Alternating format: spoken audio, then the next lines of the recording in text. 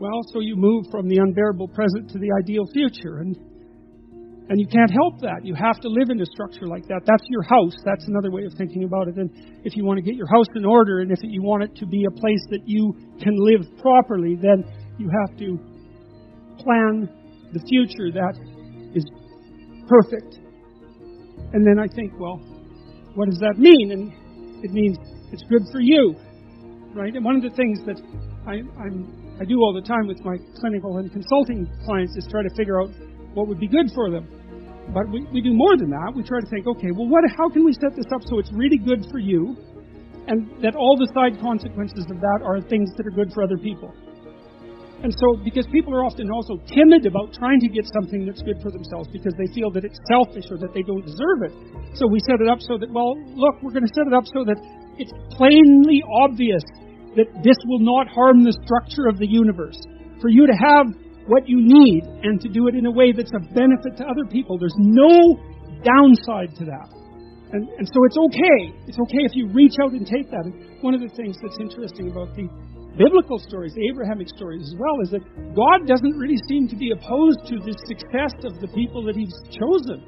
You know, what happens to them is as they progress through their journey is they get larger flocks, and they get more authority, and they get life more abundant. That's what happens.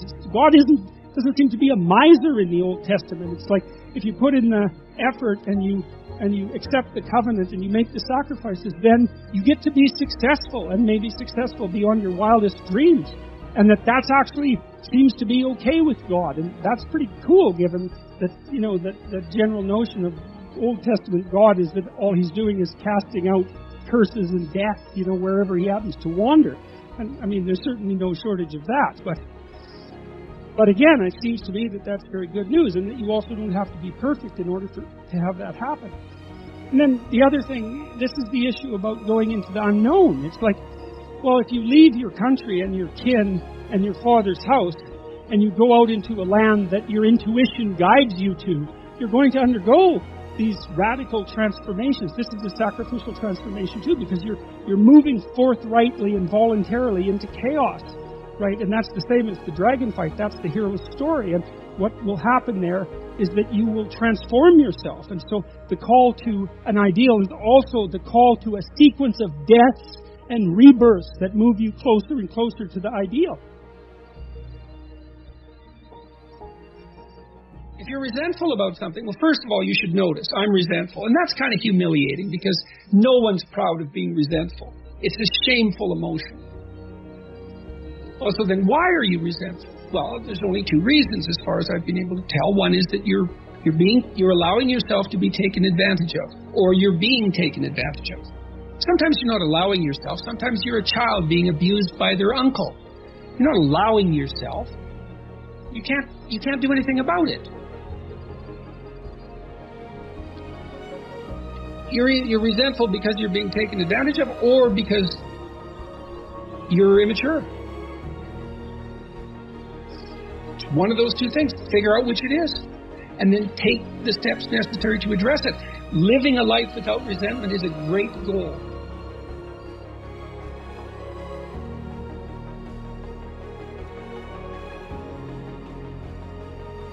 I've often thought there's these 7 things that people have to get approximately right.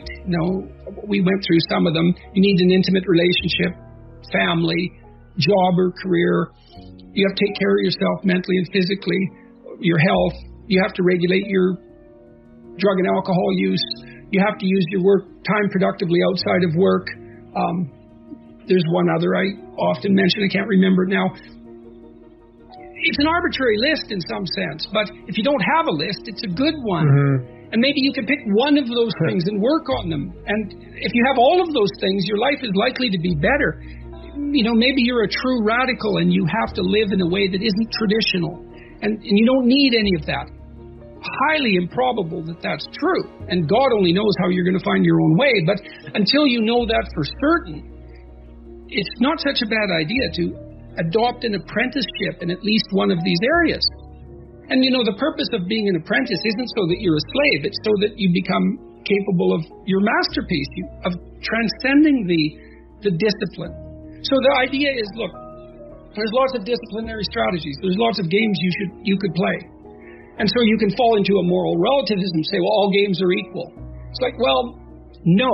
But even if that's true, the fact that you need a game, that isn't relative. That's true. You need a game. Pick a game. Which game? Anyone is better than none. Play it hard. See what happens. You'll change as a consequence of the pursuit. And I think you have to be in very dire straits before that won't work.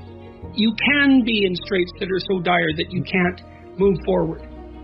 But generally, you're somewhere that you could improve in some manner. Is just getting people to believe that, is that harder than actually doing it in some ways? That we seem to be, there's so many young people that just feel so lost that just convincing them to do it is in some ways more important than doing it. Well, I don't think you can convince them exactly, but you can ask them. It's like, okay, well, think about your life. And I do think I addressed this directly in that chapter. Remember sometime you accomplished something difficult. Well, was that good or not? And generally, the human experience, as far as I can tell, is that when you accomplish something difficult, you regard that as worthwhile.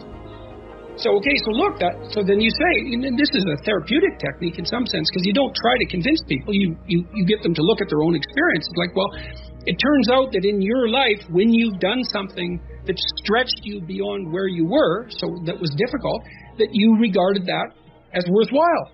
Okay, so let's assume that that's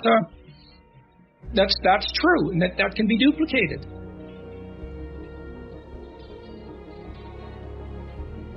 Most people have problems in living. They don't have psychological problems. And so I've experienced, despite my love for the psychoanalysts, very frequently what I'm doing as a therapist is helping people have a life that would work. And you can parameterize that. It's like, what do you need? How about some friends? People kind of like that. How about an intimate relationship with someone that you can trust, that maybe has a future? That'd be good. How about a career that puts you in a dominance hierarchy somewhere, so at least you've got some possibility of rising, some possibility of stabilizing yourself, and a schedule and a routine, because no one can live without a routine. You just forget that. If you guys don't have a routine, I would recommend, you get one going, because you cannot be mentally healthy without a routine. You need to pick a time to get up. Whatever time you want, but pick one and stick to it, because otherwise you dysregulate your circadian rhythms and they regulate your mood. And eat something in the morning. I've had lots of clients who've had anxiety disorders. I had one client who was literally starving. Very smart girl. There was very little that she liked. She kind of tried to subsist on half a cup of rice a day. She came to me and said, I have no energy. I come home, all I want to do is watch the same movie over and over. What? Is that weird? And I thought, well, it depends on how hard you work. It's a little weird, but whatever. It's familiar. You're looking for comfort. So I did an analysis of her diet. It's 3/4 of a cup of rice. It's you're starving. Eat something. You'll feel better. So she modified her diet, and all her anxiety went away, and she had some energy. It's you got to eat. So, a schedule, that's a good thing, man. Your brain will thank you for it. It will stabilize your nervous system. With a bit of a plan, that's a good thing. You need a career, you need something productive to do with your time. You need to regulate your use of drugs and alcohol, most particularly alcohol, because that does in a lot of people. You need a family, like the family you have, your parents and all that. It'd be nice if you all got along. You can work on that. That's a good thing to work on. And then, you probably need children at some point. And that's life. That's what life is. And if you're missing, you may have a good reason to not be operating on one of those dimensions. It's not mandatory. But I can tell you that if you're not operating reasonably well on 4, I think I mentioned 6, if you're not operating reasonably well on at least 3 of them, there's no way you're going to be psychologically thriving. And that's more pragmatic in some sense than psychological, right? Human beings have a nature. There's things we need. And if we have them, well, that's good. And if we don't have them, well, then we feel the lack. And so behavioral psychologists concentrate a lot more on that sort of thing. It's practical. Strategize. Make a career plan. Figure out how to negotiate, because that's bloody important. Figure out how to say what you need. Figure out how to tell the truth. Figure out how to listen to your partner in particular, because if you listen to them, they will actually tell you what they want. And sometimes you can give it to them, and maybe they'll return the favor. And if you practice that for like 15 years, well, then maybe you're constantly giving each other what you want. Well, hooray. That would be good. And then there's two of you under both circumstances, and it's better to have two brains than one, because people think differently because of their temperament mostly. And so the negotiation is where the wisdom arises, and it's part of the transformation, the psychological transformation that's attendant on an intimate relationship, and one of the fundamental purposes of a long-term intimate relationship. Try to make one room in your home as beautiful as possible. See something around you. I think that might be my favorite chapter. Yeah. Well, you've got some interesting artistic taste. Yeah, I suppose. That's a chapter about the value of beauty as a marker for the transcendent. And it's great. You want to establish a relationship with things that sustain you. Truth, the great verities, truth, beauty. Beauty is difficult to define, but it's an invitation to the transcendent, essentially. Because beauty speaks of the ideal. And it impacts you beyond thought. It's visceral beauty. And that's an indication of the power of the ideal. And if you try to establish a relationship with beauty, and so to do that, you can make one corner of your room beautiful. If you can, you start to play with the idea of beauty. You start to learn to discriminate between what's beautiful and what isn't. And then you invite that into your life. And that's a terrifying thing to some degree. Because beauty is very powerful, partly because it reminds you of who you aren't. But it's amazingly worthwhile. And it's sort of the next step beyond cleaning up your room. Make it orderly, but then the next step is make it beautiful.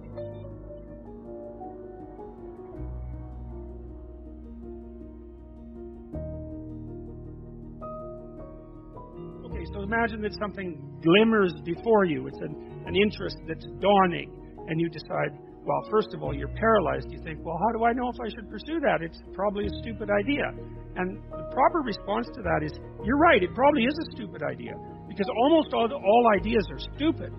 And so the probability that as you move forward on your adventure that you're going to get it right the first time is zero. It's just not going to happen. And so then you might think, well, maybe I'll just wait around until I get the right idea, and which people do, right? So they're like 40-year-old, 13-year-olds, which is not a good idea. So they wait around until it's waiting for Godot, until they finally got it right. But the problem is you're too stupid to know when you've got it right. So waiting around isn't going to help, because even if the perfect opportunity manifested itself to you in your incomplete form, the probability that you would recognize it as the perfect opportunity is zero. You might even think it's the worst possible idea that you've ever heard of anywhere. Highly likely. Highly likely. So there's Nietzsche called that a will to stupidity, which I really liked. So because he thought of stupidity as being, it's you have to take it into account fundamentally and work with it. So you can take these tentative steps on your pathway to destiny, and you can assume that you're going to do it badly. And that's really useful, because you don't have to beat yourself up. It's pretty easy to do it badly. But the thing is, it's way better to do it badly than not to do it at all. And that's a continual message that echoes through these historical stories in Genesis. It's like, these are flawed people. They should have got the hell out of their house way before they did. And they go out and they stumble around in tyranny and famine and self-betrayal and violence, but it's a hell of a lot better than just rotting away at home. And that's great. So that's good. So why is that? Well, okay, so you start your path and you think that you're heading towards your star. And so you go in that direction. And then, because you're here, the world looks a particular way, but then when you move here, the world looks different, and you're different as a consequence of having made that voyage. And so what that means is that now that thing that glimmers in front of you is going to have shifted its location. Because you weren't very good at specifying it to begin with, and now that you're a little sharper and more focused than you were, it's going to reveal itself with more accuracy to you. And so then you have to take it's almost like a 180-degree reversal. But it isn't, because, you've gone this far, and that's a long ways to get that far. But that's a lot farther than you would be if you just stayed where you were, waiting. And so it doesn't matter that you overshoot continually. Because as you overshoot, even if you don't learn what you should have done, you're going to continually learn what you shouldn't keep doing. And if you learn enough about what you shouldn't keep doing, then that's tantamount at some point to learning at the same time what you should be doing. So it's okay. So it's like this. Now, what's cool about it, though, I think, is that as you progress, the degree of overshooting starts to decline, right? And that we know that. There's nothing hypothetical about that. As you learn a new skill, like even to play a song on the piano, for example, you overshoot madly. You're making all sorts of mistakes to begin with, and then the mistakes, they disappear. This guy came up to me last night. He was a kind of a pierced guy, rough-looking guy. And he's probably in his late 20s, maybe early 30s. He said, I've been smoking drug-free for 9 months. And I said, hey, good work, man, because he looked pretty pleased about that. I said, well, hopefully that's a lot better. And he said, it's a lot better. I said, well, good for you for sticking it out, and I hope you can continue it. And I meant that, because I did mean good for you, and I hope you can stick it out. And he knew I meant that, because he wouldn't have bloody well told me that to begin with if he didn't think that was going to be the response. And then he said, I got 9 of my mates to do the same thing. Yeah, I thought, right on, man, that's great.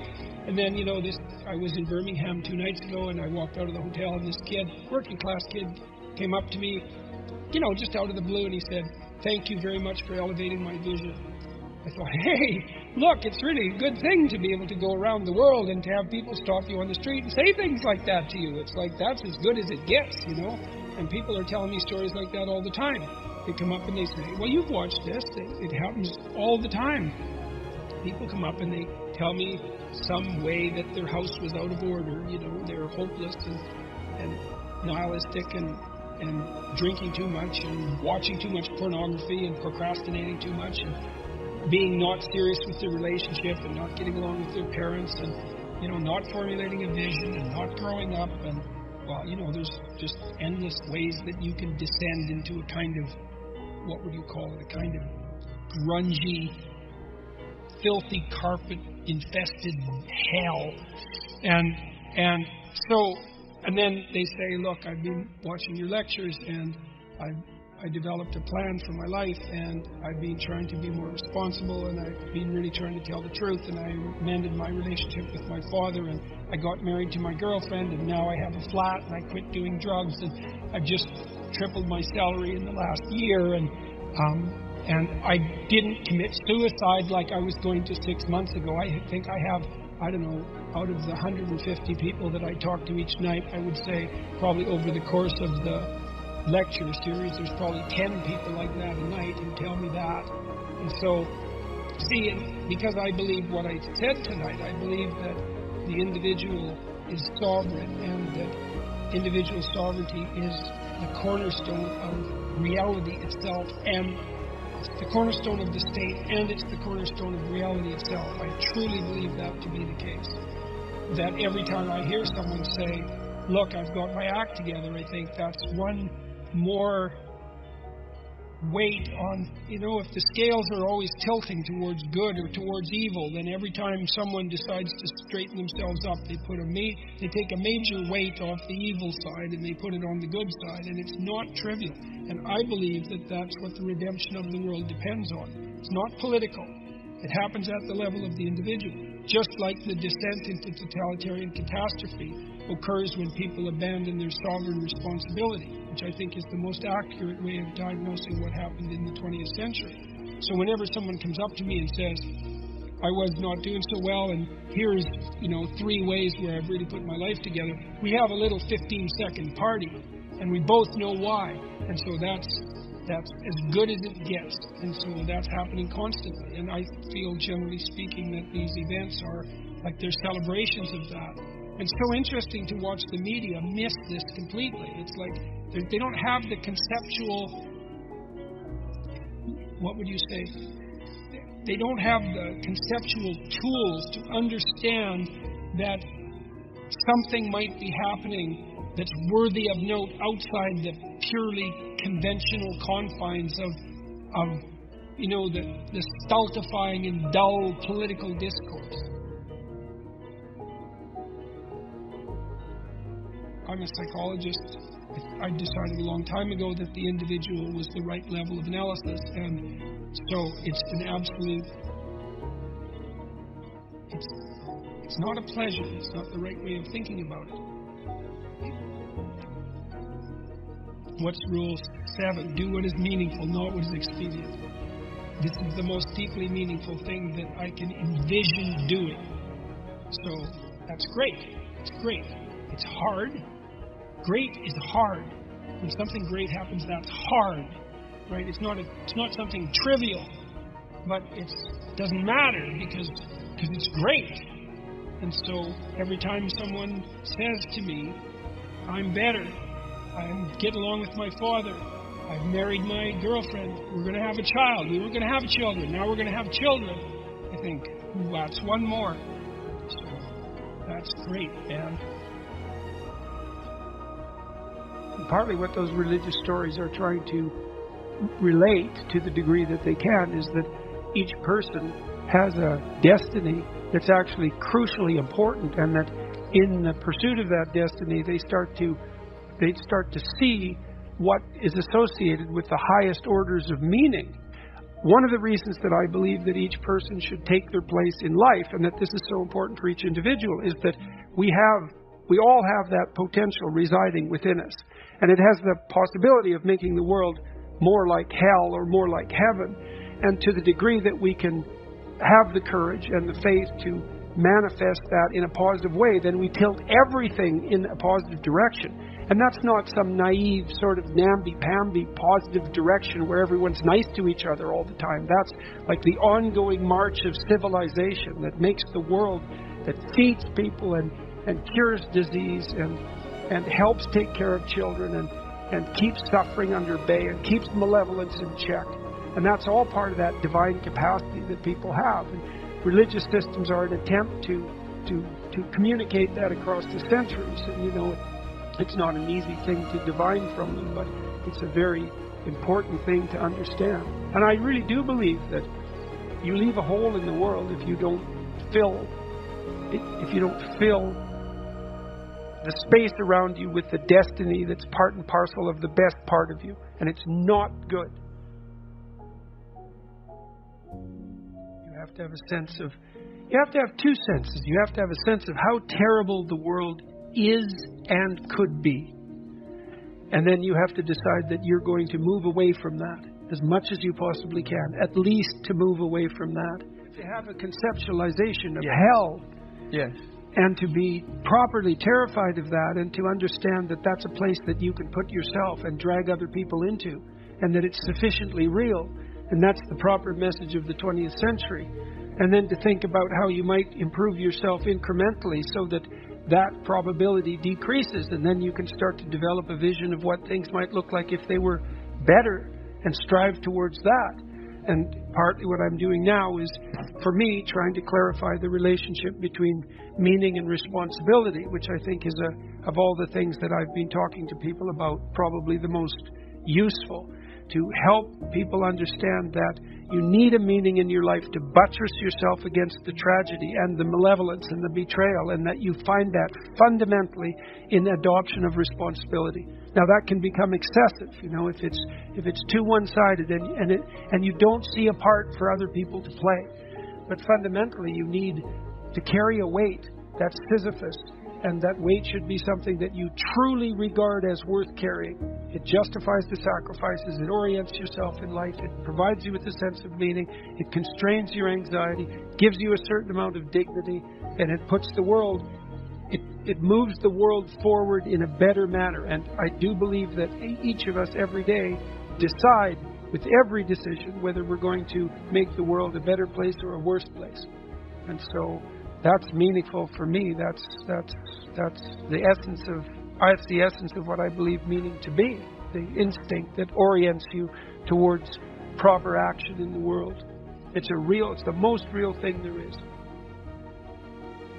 One of the things that people don't understand too, it's not laid out very clearly, is that a virtuous path, so that would be one that's oriented to some higher order goal, is a lot more difficult and requires a lot more courage and discipline and strength than an impulsive criminal path, even though there's a certain romance that's associated with that. That's probably better than hiding in your mother's basement, but that doesn't mean it's the highest order way that you can possibly be. And so part of orienting yourself in the world is to heed that call to adventure and to try to make the adventure as difficult as you can manage and as productive in consequence as you can manage. You have written a book and done a series of lectures that have become embraced around the world. Some people don't get lucky breaks. That's for sure. Some people just die, and horribly. Yeah, life's rough, no doubt about it. And if good luck comes your way, then you should be grateful for it. And if happiness manages to manifest itself, you should be grateful for that too. But how do you give a personal responsibility message while taking account that for some people it's harder to take personal responsibility and the deck is stacked against them? Well, I think the deck is stacked against everyone to some degree because life is very difficult and we all die. But some people do have it harder than others. And all of us have it very hard at some times in our lives. It's like, well, what's the alternative? You take responsibility for that and try to struggle uphill because the alternative makes everything worse. It's not like it's fair. I know perfectly well that people have brutal lives. I've been a psychotherapist for 20 years. I've seen things you can't imagine. Horror shows that you can't fathom. And people who have been hurt in so many ways, so many dimensions. It's like, bitter? Should they be bitter? Should they be resentful? Should they become violent? These things don't help. They have to struggle uphill despite their excess burden. And it's responsibility, not guilt. It's not necessarily their fault. One of the things that has just blown me away in the last year, because I've talked to lots of people live, but also lots of people online. But it's more obvious live, and it's obvious in this theater as well, is that I've gone around and spoken, and a large proportion of my audience has been young men, under 30, something like that. And I've spoken to them a lot about responsibility.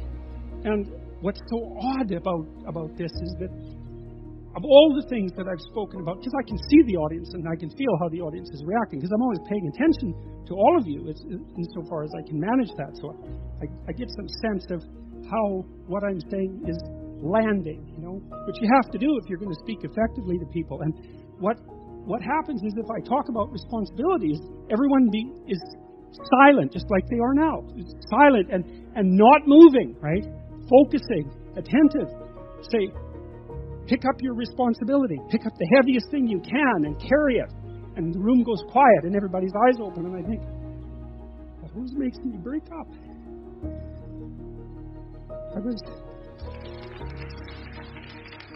I don't know why. I was speaking to an English journalist today. He was going to write an article in Spectator magazine, and I was talking about this. And at the same point in the discussion, I had the same emotional reaction. I don't really understand it.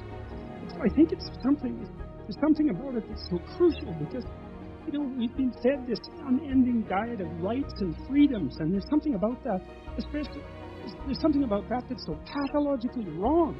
And people are starving for the antidote, and the antidote is truth and responsibility, right? And it isn't because that's what you should do in some I know better or someone knows better for you what you should do sense. That's the secret to a meaningful life, and without the meaningful life, then all you have is suffering and nihilism and despair and all of that, and self-contempt, and that's not good. And so it's necessary for men to stand up and take responsibility, and they all know that and are starving for that message. And the message is more that that's also a good thing to stand up and take responsibility.